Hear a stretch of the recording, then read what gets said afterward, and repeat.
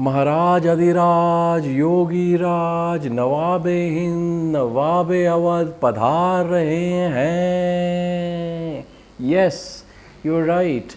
Today we are going to speak about the great Nawab Wajid-Ali-Shah. Without him, the history of Kathak in Lucknow would be almost nothing. Let's understand how and why.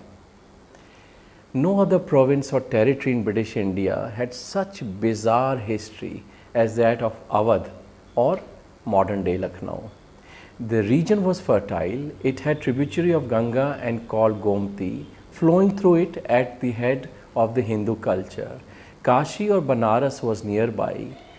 By some accounts, Awadh or Awadh was a continuation of Ayodhya, the Hindu kingdom of Raja Dasratha, whose eldest son Rama married Sita, the princess of Janakpur.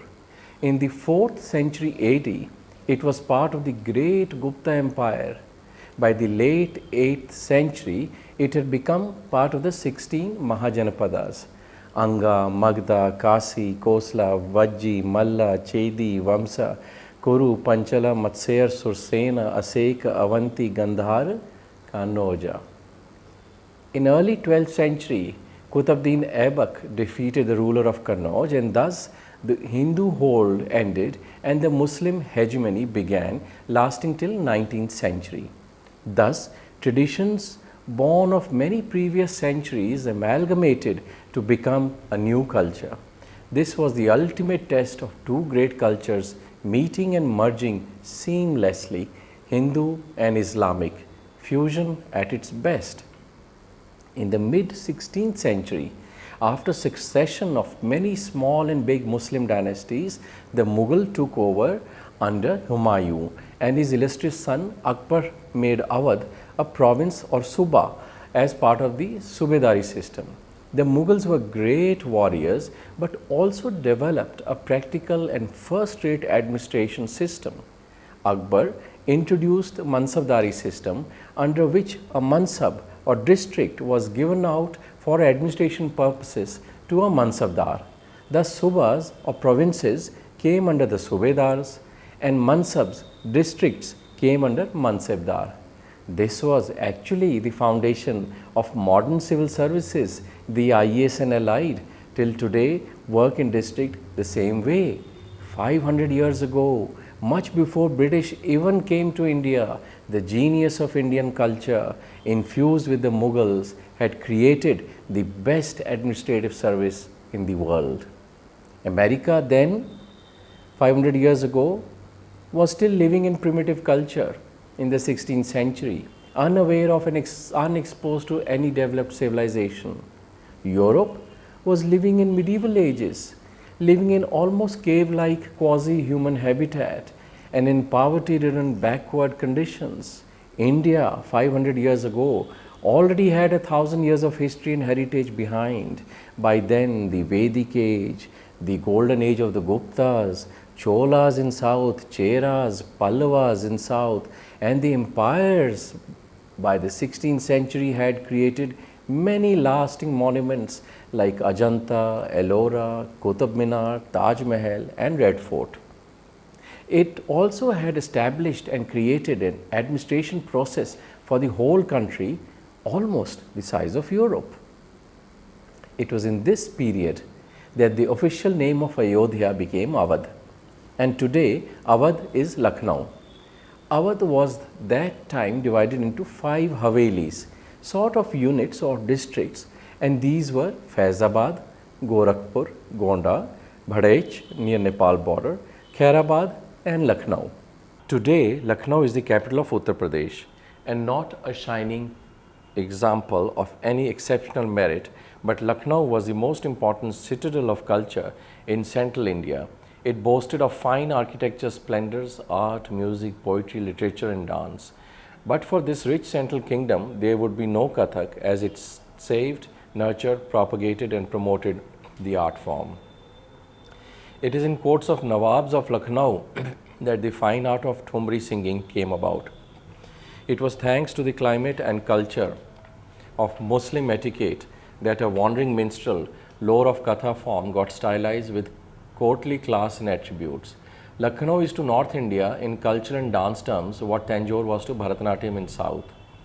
The British, forever seeking to extend their area of influence, subsequently assisted the rulers of Awadh to hang on to territory in dispute with formal rulers, created in no small measure by the clever and typical British policy of divide and rule, and indeed entered into alliance with the Nawabs, at whose court they placed a resident or agent of the Governor General, whose sole task was to slowly fester problems that would give the British cause to annex the kingdom. The real change in relationship began in 1819 with an act that reflects little credit on the Honorable East India Company or, for that matter, on anyone else. It was in that year that Ghazuddin Haidar, the then Nawab Wazir, desired the title dignity of kingship. He thus gave the British huge free fortune and licenses in addition to gold and diamonds and gemstones, and thus bought a title from them. The British needed this money to fight the Marathas. Thus, Nawab Ghazuddin Haidar became the king of Awadh and crowned so in 1818. It was merely a title, not the substance of monarchy, that he had bought or the British had conferred on him. His terms of engagement with the British remained the same. Thus, while for his subjects he remained a king, to the British he remained their vassal, at best on par with their authority, the resident. The beauty of this whole arrangement was that the British were granting the Nawab the possession and control of his own territories. This made the British realize how stupid local rulers were, and they started a political conquest of India. All this while, it was through the East India Company that the British had economic control of India. With Battle of Plassey and then subjugation of Bengal, then Awadh, the political ambitions of the colonial traders shifted from being purely economic to political. It is stated that to show the Nawab turned king down, the British resident would walk only as many steps to meet the king as the king did, whereas normally a king would merely have to stand as a subject, walked or did courtesy to him. The British were past masters at mind games, and having an impoverished country back home in England, needed to collect money for the crown, and has thus used its naval and military fleet to venture out to conquer new lands which much wealth and India after South America. To Spain was one such. Then China and rest of India ocean belt. The cunning British, eyeing this central territory, annexed Awadh in 1856. The 1857 mutiny was first outcome of that against the British rule, and the story of First War of Independence is too well known, as also represented in persona of Mangal Pandey.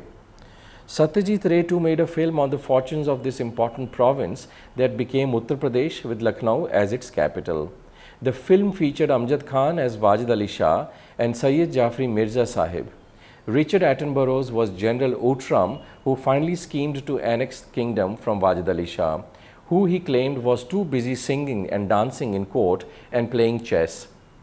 It was called The Chess Players, Shatranj Ke Khiladi, and depicted the life and times of this richly cultured kingdom called Awadh by Britishers, who could not pronounce most Indian names easily, so made Awadh into Audh. It is the singing and dancing of Nawab Wajid-Ali-Shah that concerns us in this module. Thanks to him and his patronage, Kathak of Lucknow Gharana came about and has given to India such illustrious gurus as Bindadin, Achan, Lachu, Shambhu and Birju Maharaj. The Lucknow Gharana of Kathak arose mostly in reign of Asaf-ud-Dowla 1175 to 98 and Wajid-Ali-Shah, who ruled from 1847 to 56. While his reign was short, only 11 years, due largely to the deceit of the British, his achievements were many. With their patronage, there developed, away from Banaras and Bihar, Mathura and Punjab, a distinct style of Kathak, today known popularly as the Lucknow Gharana by accounts of British gazetteers, and they have very good record bookkeeping and record keeping like the French. It is established that there were over 100 Kathakars in Banaras alone, as per James Prinsep's 1825 census. Buchanan's Survey of Bihar records 58 Kathak kothas in main towns in the period 1807 to 1814. As a student of history, all of you here, these facts can be easily gleaned from archives and records. With Lucknow as center of kingdom, many reputed teachers like Prakash ji, son of Ishwari Prasad, grandfather to Bindadin and Kalka Maharaj, moved to Handia and Allahabad to Lucknow.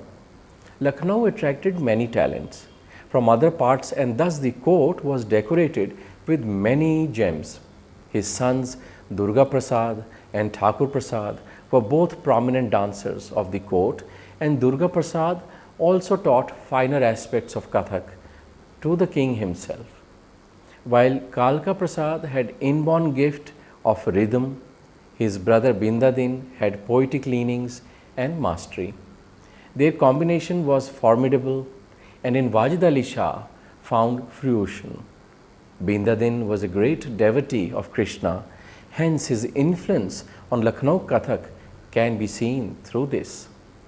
Wajid-Ali-Shah was devoted to Ras and dressed up as Krishna and played role of Krishna in court. Based on this, he created the operatic form Rahas.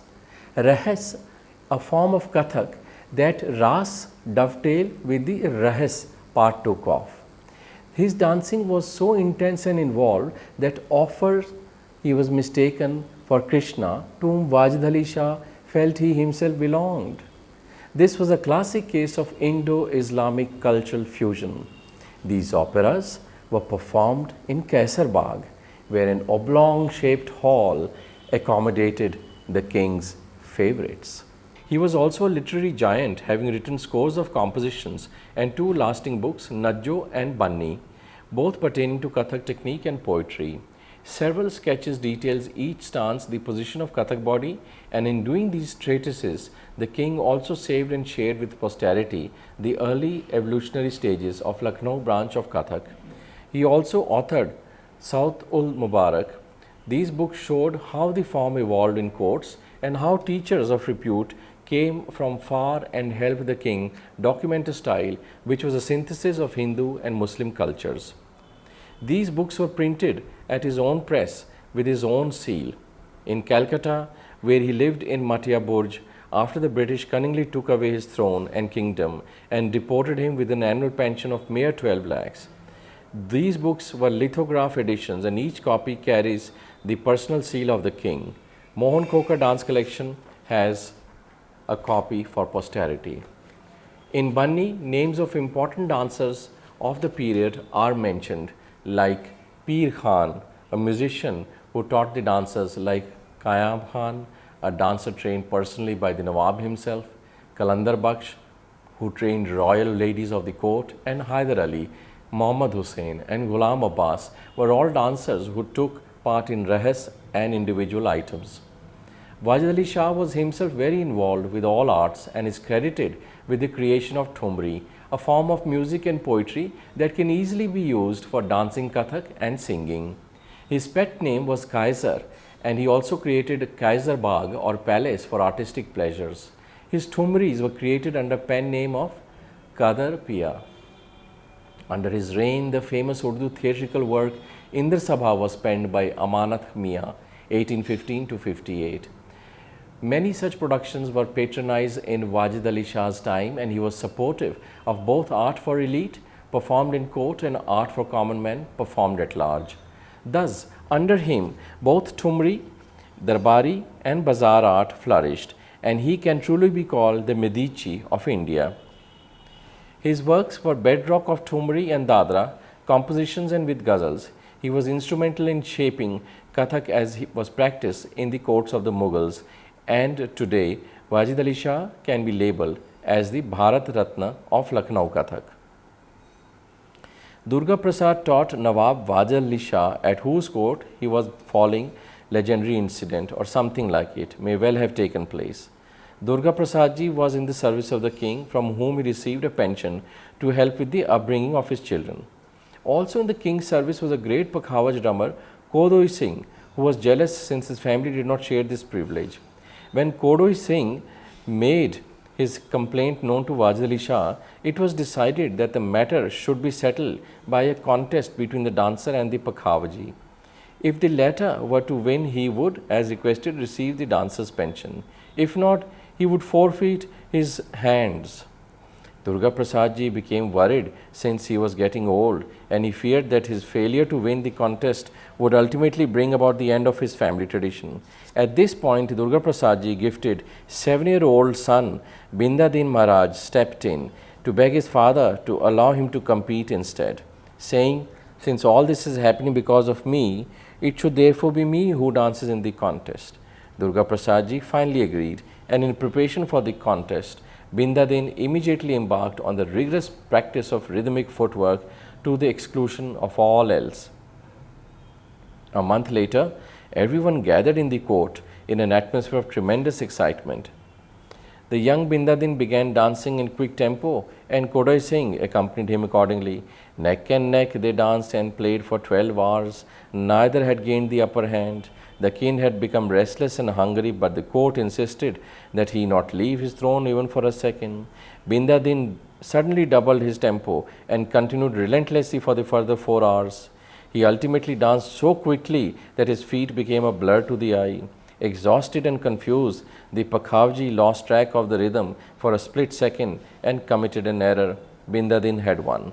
The line of Durga Prasad ji had been saved. The king summoned Durga Prasad ji and asked him to name his reward. Durga Prasad ji merely said, "I want nothing but that you spare the hands of Kodoi Singh."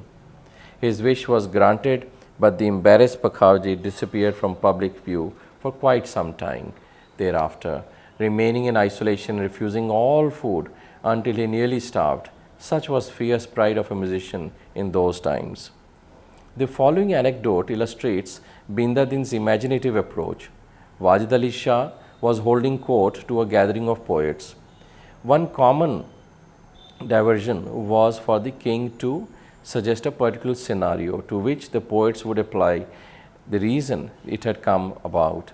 On this occasion, Wajid-Ali-Shah's tale was of a young woman who was found the day after a wedding to have the palm of her hand severely burnt. One poet suggested that in experience she had burnt her hand while preparing a light meal for her husband. Another said that she had burnt herself while lighting an oil lamp. All the other suggestions focused on the woman's practical inexperience and in some way or other.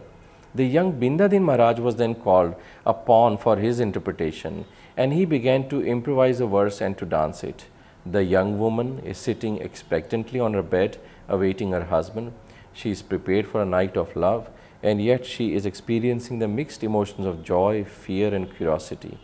At one and the same time, her body experiences both desire and shame. The husband arrives. He begins to undress her, and out of sense of modesty, she quickly extinguishes the oil lamp by pressing her palm over the flame. The story goes that Bindadin was rewarded handsomely for his performance with precious jewels from an often excessively extravagant Wajid-Ali-Shah, who was himself an accomplished dancer. Indeed, it is said that the king's toes twitched rhythmically in his sleep, and that as a boy he would tap his feet incessantly. He was apparently partly deaf in one ear because his exasperated Urdu teacher once slapped him for tapping. Wajid-Ali-Shah choreographed many dance productions inside and outside the court and strongly promoted the Thumri vocal form, which when incorporated into Kathak dance called for elaborate interpretations of the poetic content in order to highlight the multifarious meanings that could at one and same time be spiritual and erotic. In this way, the abhinaya or expressive element in Kathak was encouraged and developed, and the acknowledged master of the Thumri in dance was Bindadin Maharaj. When Wajid-Ali-Shah was a young boy, some astrologers warned his parents that he would become a yogi and advised them that the boy should be dressed up as a yogi on each birthday of his so as to counteract the effect of the evil stars. He established his famous Parikhana, a board of fairies, in which hundreds of beautiful and talented girls were taught music and dancing by expert teachers. These girls were called Sultan Pari, Mahrukh Pari, and so on. On each birthday, the Nawab would dress up as a yogi with saffron robes, ash smeared on his face and body, necklaces of pearls around his neck, and a rosary in his hand, and walked pompously into the court with two of his paris dressed up as jogans. Gradually, he made it into a spectacular pageant known as Jogiya Jashan, in which all citizens of Lucknow could participate, dressed as yogis, irrespective of caste and creed. Later on, when his favorite venue, Kaisarbagh Baradari, was built, he began to stage his magnificent Rahas, a Persianized name for Ras Leela, full of sensuous poetry, his own lyrical composition, and glamorous Kathak dances. Under Wajid-Ali-Shah's patronage, Kathak blossomed into fine art. He was not only a patron of music, dance, drama, and poetry, but was himself a gifted composer. Dewan-e-Akhtar, Husn-e-Akhtar contain his ghazals.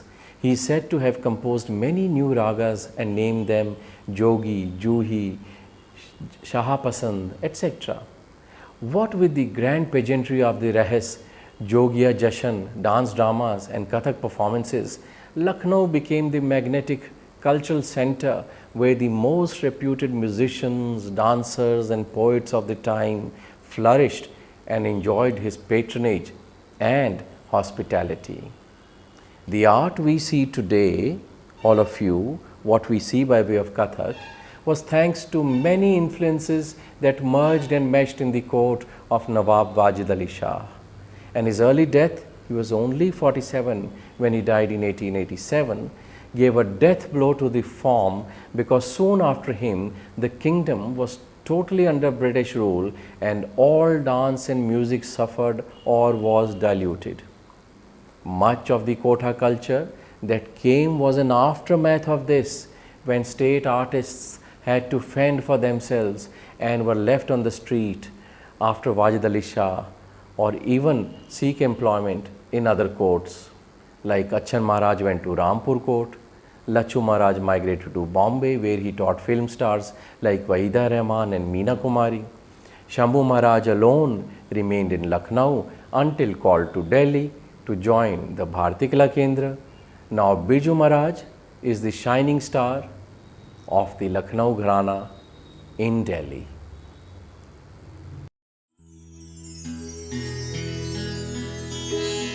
Thank you.